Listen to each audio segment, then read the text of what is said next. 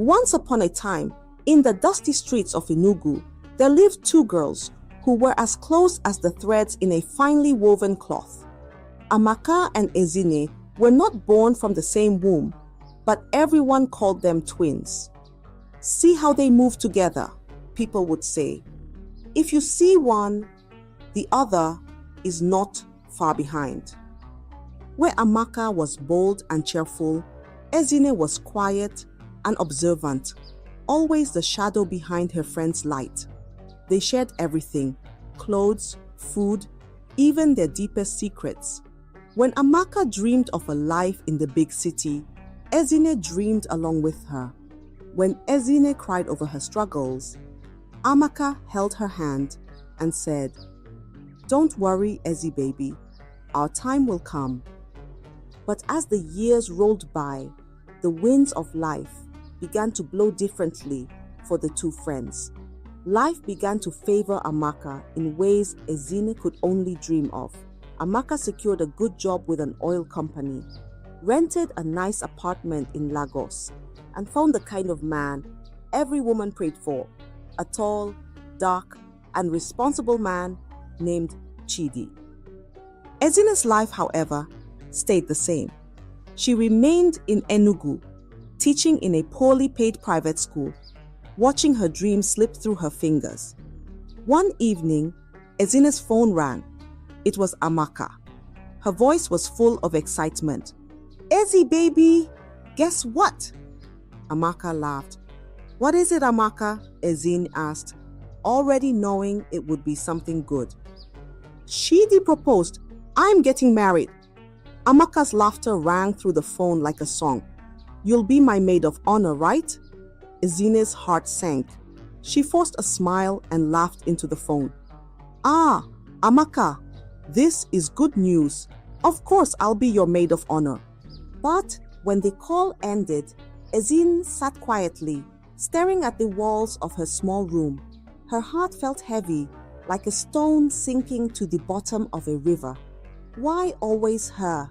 she whispered. Her chest burned with envy, and tears rolled down her cheeks. That night, as the stars twinkled in the sky, Ezine lay awake, thinking. She wasn't just Ezine anymore. She was the moon, watching the sun rise higher and higher, leaving her behind in the shadows. A few months later, Amaka called with another request.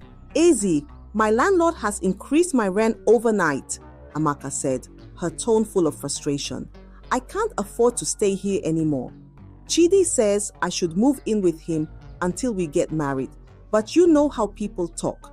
I need you to come and stay with me. Please, it's just for a few months." Ezine froze. Living with Amaka and Chidi? Watching them love and laugh together every day? Her chest tightened at the thought. But how could she say no? Refusing would only make her look jealous, something she didn't want Amaka to suspect. "Okay," Ezine said softly after a long pause. "I'll come." 2 days later, with a heavy heart, Ezine packed her small bag. She folded her clothes neatly, but her mind was a storm. "Can I really do this?" she whispered to herself. "God, give me strength." The journey to Lagos was long and tiring. The loud hum of the bus mixed with the chatter of other passengers, but Ezine barely noticed. Her thoughts were elsewhere, swirling like leaves in the wind. When she arrived at Amaka's apartment, Amaka greeted her with a warm hug, her smile as bright as ever. "Ezi baby, welcome to Lagos." Chidi stood behind Amaka, his tall frame leaning against the doorway. He smiled politely. "Ezine, it's good to see you again." "Thank you," Ezine replied, forcing a smile. The apartment was beautiful, just as Ezine had imagined. The furniture was new, the walls were painted in soft, calming colors, and everything smelled fresh. But as she looked around, she noticed small signs of Amaka and Chidi's love. Photos of them together on the walls, a pair of his shoes beside hers, and a mug that said, "Forever yours." That first night, Ezine sat alone in her new room, listening to the sound of laughter coming from the living room. Amaka and Chidi were watching a movie, their voices mingling like a sweet melody. Ezine stared at the ceiling, her heart heavy. "This will be harder than I thought," she whispered, blinking back tears. She had come to help her friend, but deep down, she knew she was stepping into a storm she wasn't ready for. Living with Amaka and Chidi was like sitting by a warm fire, but feeling the heat burn your skin. Every day, Ezine watched their love unfold before her eyes, and each moment felt like a thorn piercing her heart. Chidi treated Amaka like a queen. Every morning, he brought her breakfast in bed, steaming tea, golden toast, and eggs cooked just the way she liked. "Good morning, my love," he'd say, planting a kiss on her forehead. "Chidi, you'll spoil me," Amaka would reply, laughing as she held his hand. At night, they would sit together on the couch, Chidi massaging Amaka's feet while she told him about her day. "You're my everything," he'd whisper, and Amaka's laughter would fill the room like a sweet song. Ezine sat in the corner, pretending to read a book, but her eyes often wandered to them. Her chest felt tight, her envy growing like weeds in a neglected garden. But she noticed something else too, small cracks in their perfect picture. Amaka's temper flared occasionally, snapping at Chidi when she was tired. "Chidi, why didn't you buy the fabric I asked for?" she'd say, her voice sharp. Chidi, in turn, had his moments. "Amaka, you don't need to go out so often. Why not stay home and rest?" he'd suggest, his tone firm but calm. Ezine began to see opportunities in those cracks. She started planting seeds, small and subtle. "Amaka," she said one evening, after a minor argument between the couple, "I think you should be more patient with Chidi. Men don't like to feel unappreciated." Amaka waved it off with a laugh. "Izzy, it's nothing. Every couple has small fights. Don't worry about us." But Ezine didn't stop there. Whenever Amaka shared frustrations, Ezine would nod and say, "You're right, but maybe Chidi just doesn't understand you fully. Some men are like that." Slowly, her words became like tiny drops of water wearing away at a stone. Amaka didn't take it seriously, but Ezine felt a strange satisfaction. The sun still shone brightly in Amaka's world, but Ezine, the quiet moon, was learning how to cast shadows. Her bitterness, hidden behind kind smiles and soft words, was growing stronger. She wasn't just watching anymore, she was waiting. Ezine's envy had grown into something darker, something she could no longer ignore.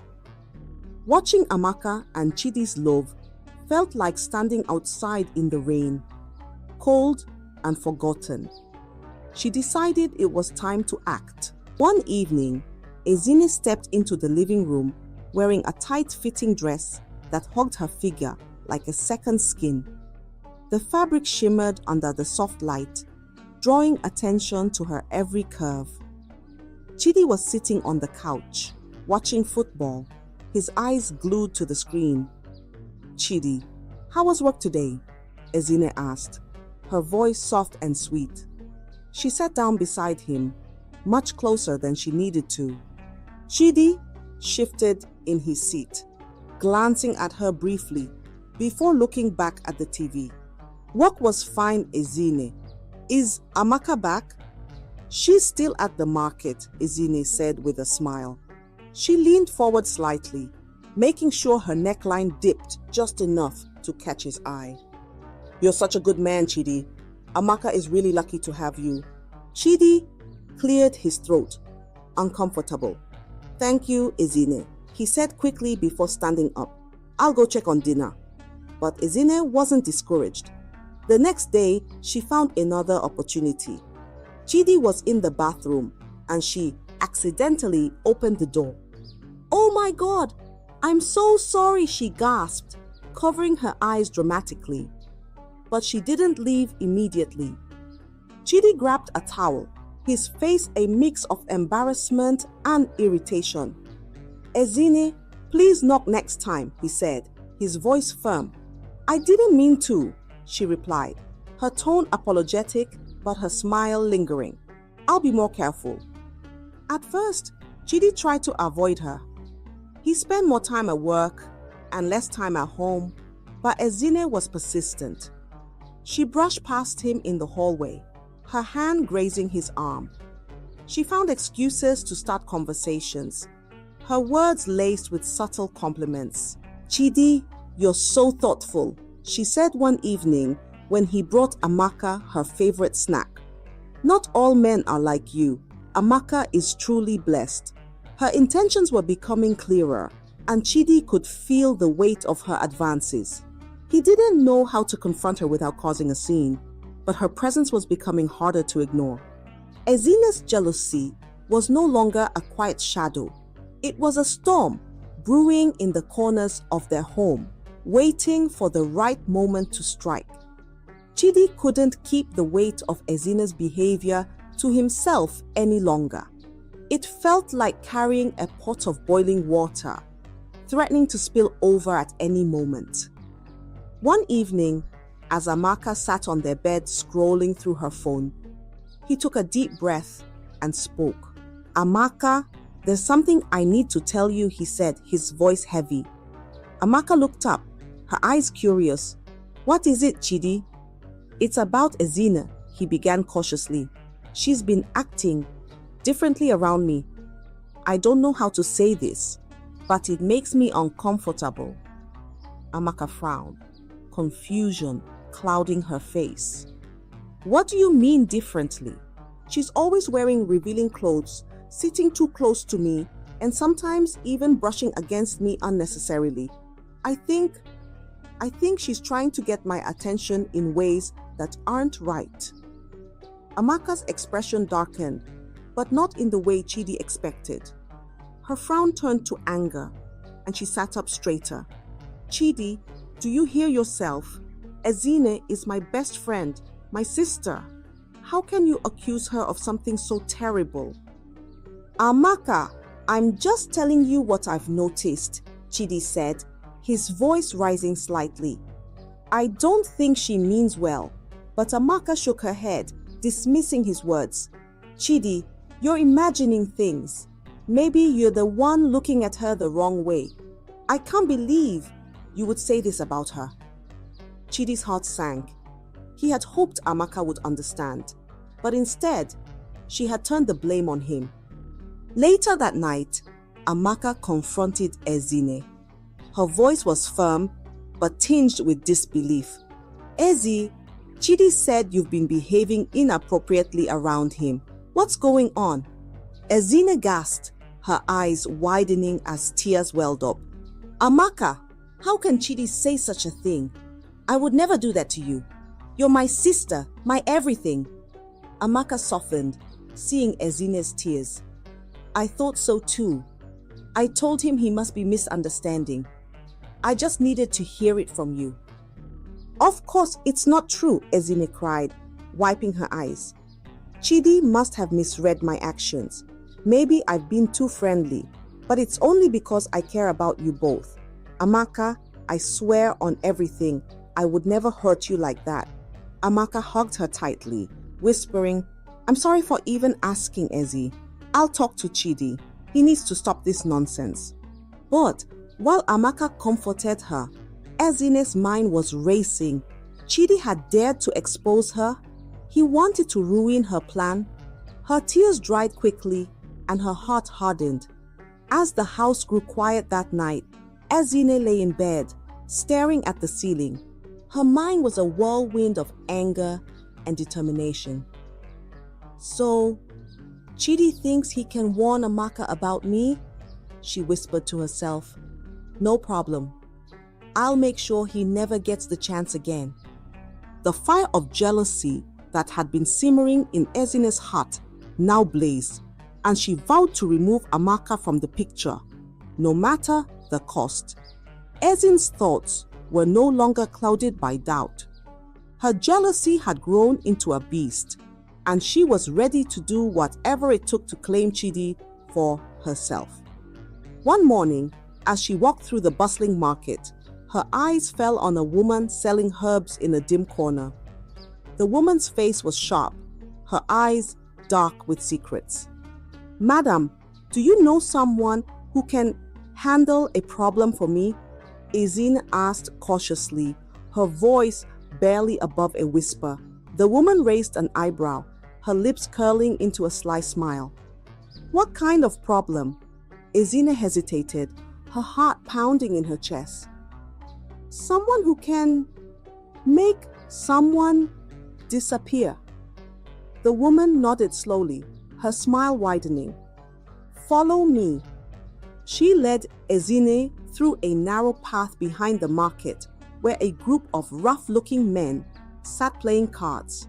The air was thick with the smell of sweat and cheap liquor.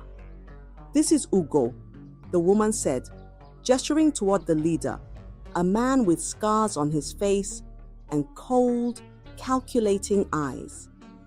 Ezine's stomach twisted, but she forced herself to speak. "I need your help.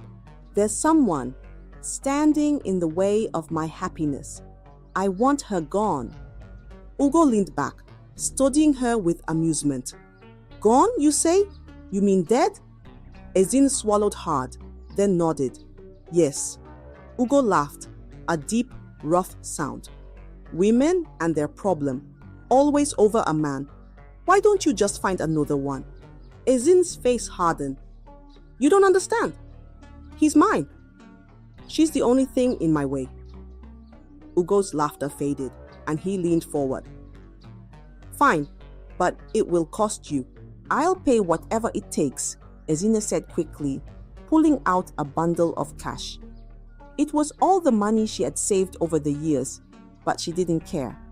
Ugo took the money, counting it slowly before tucking it into his pocket. "We'll handle it," he said, his voice cold.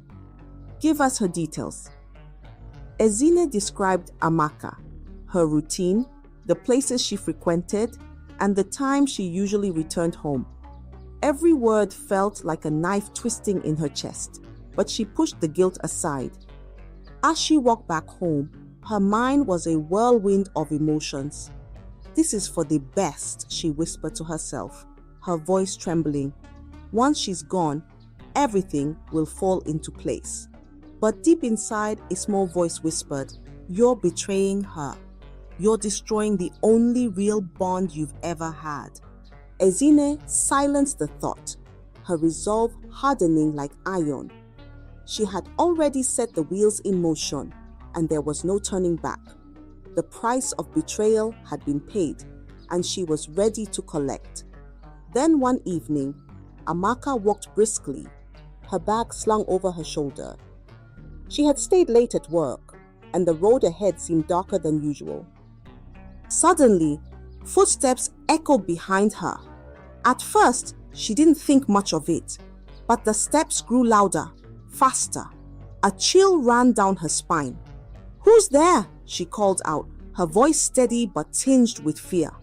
Before she could turn, strong hands grabbed her, pulling her into a dimly lit alley. She struggled, her bag falling to the ground. "Please, let me go," Amaka cried, her voice trembling. "I don't have much money, but you can take everything I have." The men surrounded her, their faces shadowed, but their intentions clear.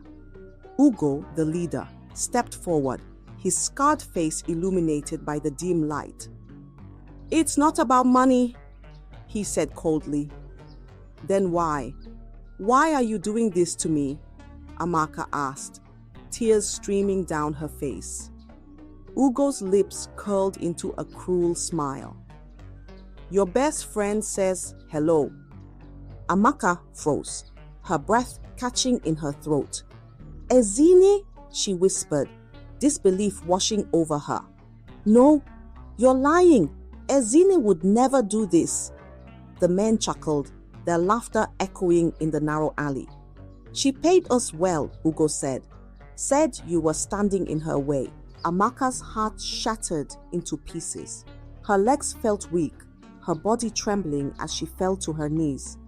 Ezine is my sister. I've done everything for her. Why would she do this to me? She clasped her hands together, her voice breaking as she pleaded. Please, don't do this. I'll give you more money than she did. Just let me go. I have a wedding to plan. I have a life to live. Ugo's expression didn't change. He nodded to one of his men, who pulled out a gun. Sorry, madam. Business is business, Ugo said, his voice flat. No, please, Amaka screamed, her voice echoing in the night. Before she could utter any more words, the sound of a gunshot ripped through the air, silencing her cries. Birds scattered into the sky, and the bustling streets of Lagos seemed to pause for a brief moment. The men disappeared into the darkness, dragging Amaka behind. Her bag lay open on the ground, its contents spilling out, a photo of her and Ezine smiling together among them. The streets carried no trace of her by morning. Only the whispers of betrayal lingered, carried by the wind. The next morning, Ezine sat in the living room, waiting anxiously for news. She expected to hear about Amaka's death, to cry fake tears, and console Chidi. She had rehearsed her lines over and over in her head. Amaka didn't come home last night, Chidi said, pacing the living room. His voice trembled, his face pale with fear. Ezine sat on the couch, her hands clasped tightly together. She wore a mask of concern, but inside her heart raced, not with worry, but with the thrill of her plan unfolding. Maybe she's stuck somewhere, Ezine said softly. Traffic in Lagos can be terrible. Chidi shook his head, running his hands through his hair. No, she would have called me. This isn't like her. By afternoon, the news of Amaka's disappearance had spread. Her co-workers, friends, and family all called, their voices filled with concern. Chidi spent the day making frantic phone calls to the police, hospitals, and anyone who might have seen her. Ezine played her role perfectly. She stayed by Chidi's side, offering comfort and support. We'll find her, she said, placing a reassuring hand on his shoulder. She's strong, she'll come back. But as days turned into weeks, hope began to fade. Chidi's eyes grew dull, and the lines on his face deepened. The house, once filled with Amaka's laughter, now echoed with silence. Ezine used this silence to her advantage. She cooked Chidi's meals, cleaned the house, and sat with him in the evenings, listening to his pain. You're not alone, Chidi, she would say, her voice gentle. Chidi, broken by grief, began to lean on her. One night, as they sat together in the dimly lit living room, Ezine placed her hand over his. Chidi, she whispered, her voice trembling just enough to seem sincere. I'm here for you. I'll always be here for you. Chidi looked at her, his eyes filled with a mixture of sadness and gratitude. Thank you, Ezine. I don't know what I'd do without you. In that moment, Ezine leaned in and kissed him. Her lips brushed against his, soft and deliberate. Chidi didn't pull away. That night, Ezine slept in Chidi's bed, her head resting on the same pillow where Amaka's had once lain. As she drifted off to sleep, a small smile played on her lips. Amaka was gone, and Ezine had taken her place. The plan had worked. The sun now shone on Ezine, while the shadow of her betrayal loomed silently over them. Months passed, and Ezine played her role as the comforting partner flawlessly. Chidi, still carrying the weight of Amaka's disappearance, began to rely on her more and more. She was always there, cooking his meals, easing his burdens, and whispering soft reassurances that things would somehow get better. Then, one evening, Ezine sat Chidi down after dinner. Her face was a mixture of nervousness and determination. "Chidi, there's something I need to tell you," she began, her voice low. "What is it?" Chidi asked, his brow furrowed.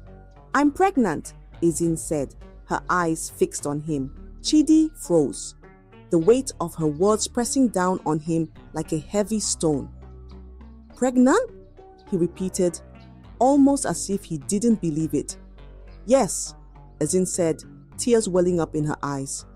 "I didn't plan for this to happen, but maybe it's a sign that we're meant to move on and build a family together." Chidi stared at her, his emotions swirling. The grief for Amaka still lingered, but now there was something else. A new responsibility, a life growing inside Ezine. After a long silence, he nodded slowly. "We'll figure this out," he said, though his voice carried more resignation than joy. Ezine exhaled in relief, her mind already working on how to solidify her place further. She started preparing for the baby with excitement, painting a picture of a happy family in Chidi's mind. Months later, Ezine gave birth to a baby boy. Chidi held his son for the first time, a faint smile crossing his face. For a brief moment, Ezine believed everything was falling into place. She had Chidi, a child, and a life she had always envied. But the cracks in her perfect picture began to show. The baby was born with a heart defect, and the hospital bills quickly piled up. Chidi's exhaustion deepened, and his moments of joy became fleeting. "Your son has a sickle cell and also a heart defect," the doctor had said, his voice grave. "He'll need constant care and possibly surgery." The medical bills were like a mountain they couldn't climb. Every visit to the hospital drained their savings, and Ezine felt the weight of it pressing on her chest. Chidi, once attentive and caring, had changed. He began leaving the house early and coming home late, burying himself in work. When he was home, he barely spoke, his eyes distant and tired. "Chidi, we need to talk," Ezine said one evening as he sat at the dining table, staring at his untouched plate of food. "What is it?" he replied, his voice flat. "I know things are hard right now, but we're in this together. We're a family," Ezine said, reaching for his hand. Chidi pulled his hand away, his expression cold. "I'm tired, Ezine.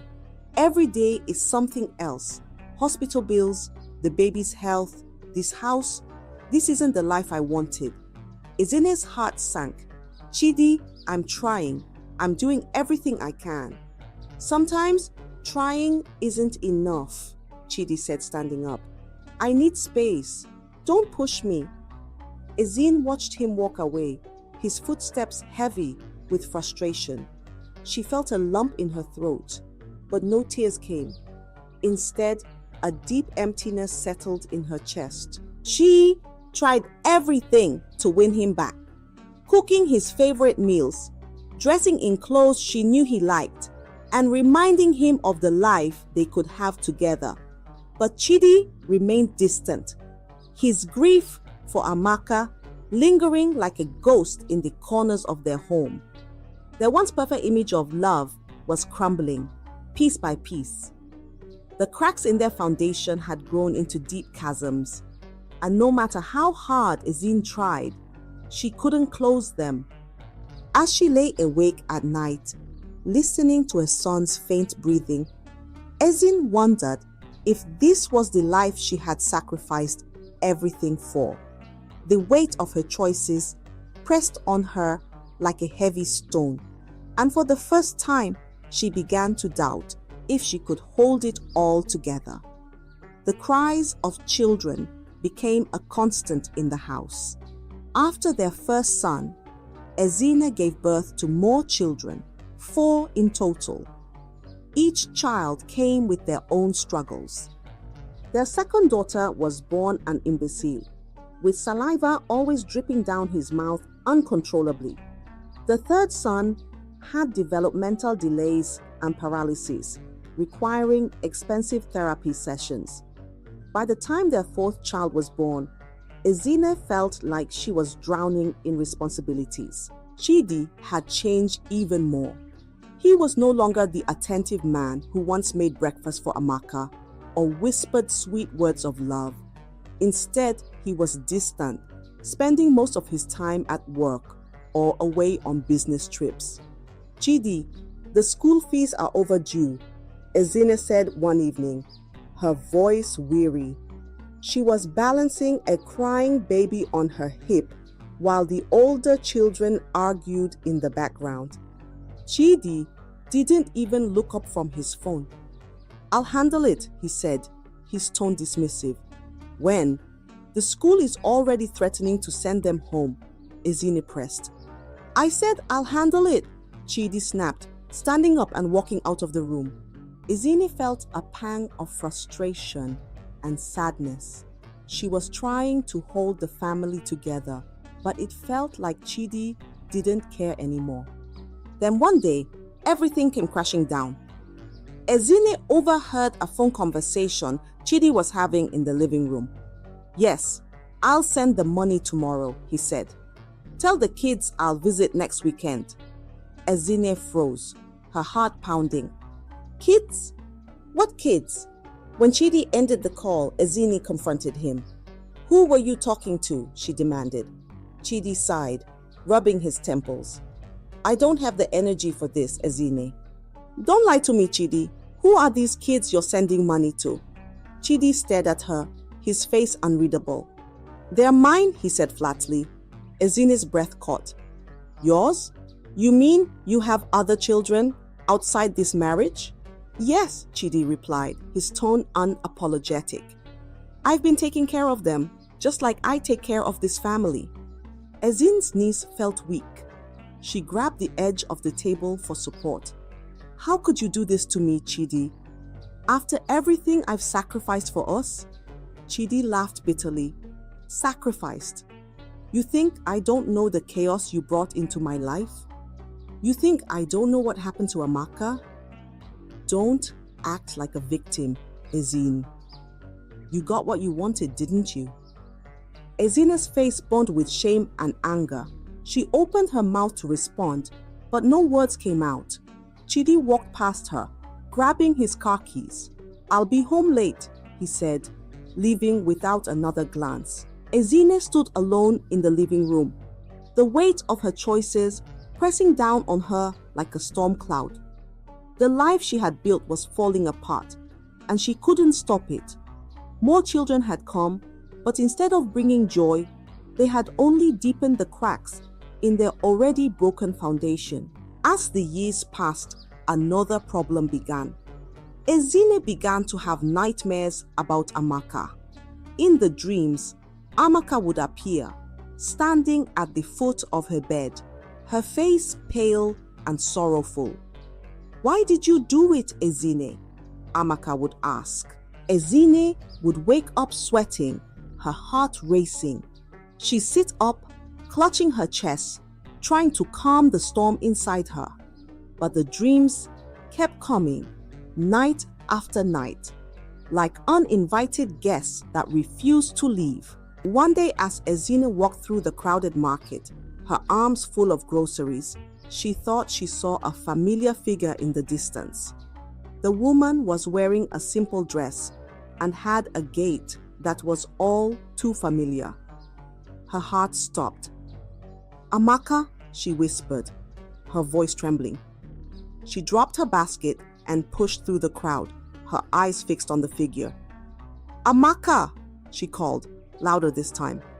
The woman turned briefly, her face obscured by the sunlight. For a moment, Ezine thought she saw Amaka's features, the curve of her cheek, the softness of her lips. But before Ezine could reach her, the woman disappeared into the crowd, swallowed by the sea of people. Ezine stood frozen, her heart pounding like a drum. "It can't be," she whispered to herself. "She's gone. I know she's gone." But the guilt that had been simmering beneath the surface now bubbled over, consuming her like a wildfire. Every sound, every shadow seemed to remind her of Amaka. The laughter of women in the market felt like a mockery of her betrayal. The empty corners of her home felt like they were filled with Amaka's presence, watching, judging. Ezine tried to push the guilt away, but it clung to her like a second skin. Her children's cries sounded like accusations. Chidi's cold stares felt like punishment. Even the walls of the house seemed to whisper, "Why?" Her mind became a prison, and Amaka's ghost was the warden, haunting her every moment. The weight of her actions was no longer just a burden. It was a noose tightening around her neck, making each breath harder to take. Ezine had wanted everything Amaka had, but now she realized she had gained nothing but regret, sorrow, and the unrelenting ghost of the sister she had betrayed. 25 years after Amaka's disappearance, everything changed. Chidi was now a retired businessman, and Ezine was living a quiet life, still caring for their children. One sunny afternoon, a car pulled up in front of their house. Ezine was in the kitchen when a knock echoed through the house. It wasn't the casual knock of a neighbor or the hurried rap of a delivery man. It was slow, deliberate, almost ominous. "Who could that be?" Chidi muttered, folding his newspaper and heading for the door. When he opened it, the world seemed to stop. Standing there, dressed simply but with an air of quiet strength, was Amaka. "Amaka?" Chidi's voice cracked, his hands gripping the door frame for support. His face turned pale, his eyes wide with shock. Ezine, hearing the name, froze. Her hands trembled as the bowl she was holding slipped and shattered on the floor. Amaka stepped inside, her gaze steady and piercing. "Hello, Chidi." "Hello, Ezine," she said, her voice calm but carrying the weight of years gone by. Ezine stumbled into the living room, her heart pounding like a drum. "Amaka," she whispered, her voice barely audible. It's not possible. You're dead?" Amaka finished for her, her lips curving into a faint, bitter smile. "That's what you thought, isn't it, Ezine?" Chidi, still rooted to the spot, managed to find his voice. "Where have you been? What happened to you?" Amaka sighed and sat down, her movements slow and deliberate, as if she carried the weight of the years on her shoulders. "I think it's time you both knew the truth," she said, her voice steady. She began to recount the night of the attack. The thugs had cornered her, their intentions clear. But when she pleaded for her life, offering them money and explaining her friendship with Ezine, something unexpected happened. "They hesitated," Amaka said, her eyes fixed on Ezine. "They told me everything, how you, my so-called sister, had paid them to kill me because I was standing in your way."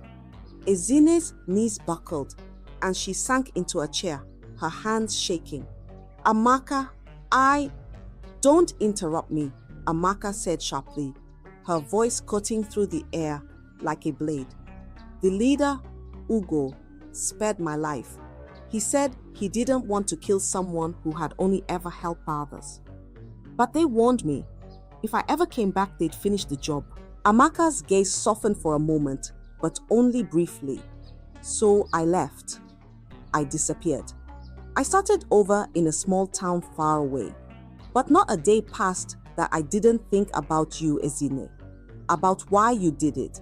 And now, after 25 years, I decided I had to face my past, no matter the cost." Chidi's voice trembled with anger as he turned to Ezine.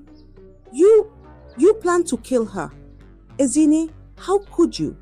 After everything Amaka did for you." After all the years we spent together, tears streamed down Ezine's face as she stammered, "Chidi, I can't explain. I was jealous. I thought if she was gone, we could have a life together." "Jealous?" Chidi's voice rose, filled with rage. "You destroyed everything. You ruined my life, her life, our family. For what? For your selfishness." Amaka stood, her face calm but resolute. "I didn't come here to destroy what's left of your family, Chidi. I just needed to tell the truth, to free myself from the pain I've carried all these years." She turned to Ezine, her eyes cold. "You took everything from me, Ezine. My home, my love, my future. But you couldn't take my life. And now I leave you with the one thing you can never escape, your guilt." Without another word, Amaka walked out of the house, leaving Chidi and Ezine in stunned silence. Ezine's sobs filled the room as Chidi stood motionless, his face a mask of devastation. The truth had shattered what little remained of their fragile lives, leaving behind only the wreckage of betrayal. The house was heavy with silence after Amaka's departure. Chidi paced back and forth, his fists clenched, his breathing sharp and uneven.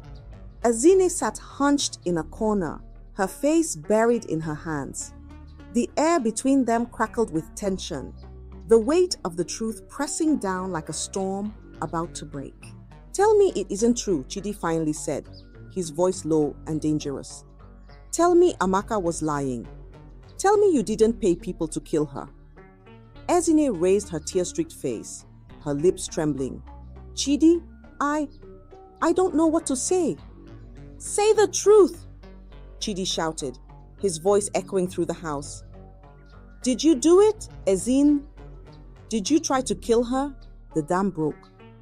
Ezine fell to her knees, her body shaking with sobs. "Yes," she cried, her voice cracking under the weight of her guilt. "Yes, I did it. I was jealous. I was angry. I thought she had everything. Your love, her success, the life I wanted. I didn't know what else to do." Chidi stared at her, his face twisting with a mixture of disbelief and disgust.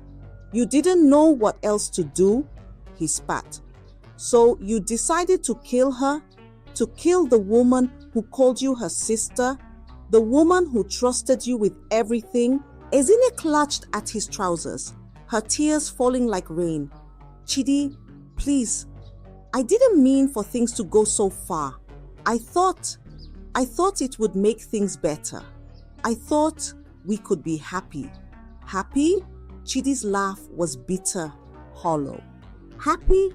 Do you know what you've done to me, to us, to her?" Ezine turned her gaze to the floor, unable to meet his fiery eyes. "I was wrong.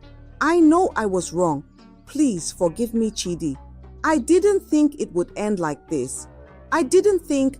"You didn't think," Chidi roared, pulling away from her grasp. "You destroyed everything. You took her away from me. And then you came into my life, pretending to love me, building this sham of a family on lies."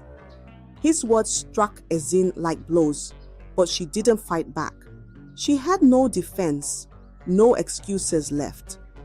"And you," Chidi continued, his voice quieter but dripping with venom, "you stole years from Amaka, years she can never get back.